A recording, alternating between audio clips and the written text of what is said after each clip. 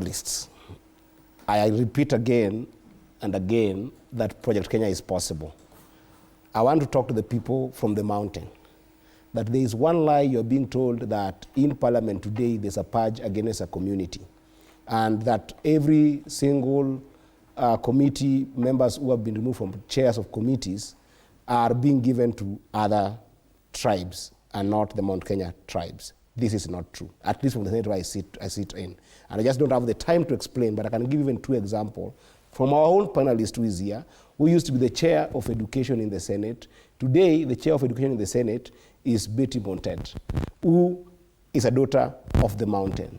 And number two, there is a gentleman who used to chair the Energy Committee, and that is Senator of Nyeri. The Senator of Nyeri had actually been promoted more than what you would call a committee chair, because he was taken from a committee chair to become a commissioner in the Parliamentary Service Commission. So this is not true.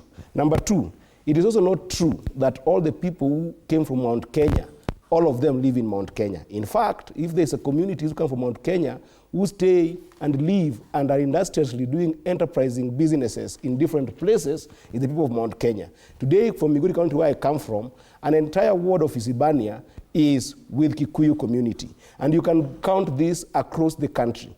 What we are talking about here is that when a person comes from Mount Kenya and goes to Migori County or goes to Turkana, when they fall sick, they must get medication. When they want to drive, they should not drive in the dust. When they want to be a boda rider, they should not be a boda rider in the dust, because they are Kenyans, and anywhere where they are, they must get equal services. This is what the President and Honorable Raila Amolo Odinga are committed to. Lastly, the idea of budgeting in Parliament is an important one, whereby the physical space where we are spending from the National Executive does determine how budget process is made. It is true that there is an hand that Parliament can do, but it's also true that sometimes, because of what the executive struggles with, giving money to counties leads to mediation. We have gone to 2 mediation committees that have been in.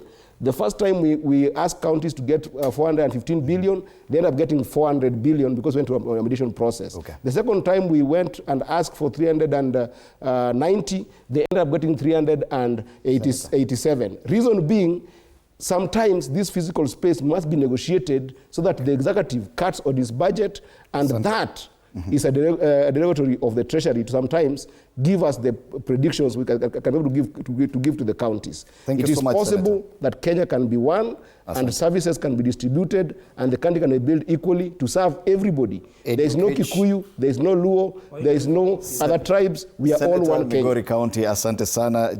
David Kiplagat, MP Soi, John Nyoto, Senator Muranga, and Geoffrey Ruku, MP Mbeere North. Unfortunately, we do not have time, Senator. Next week we'll be here again. Less 30 seconds.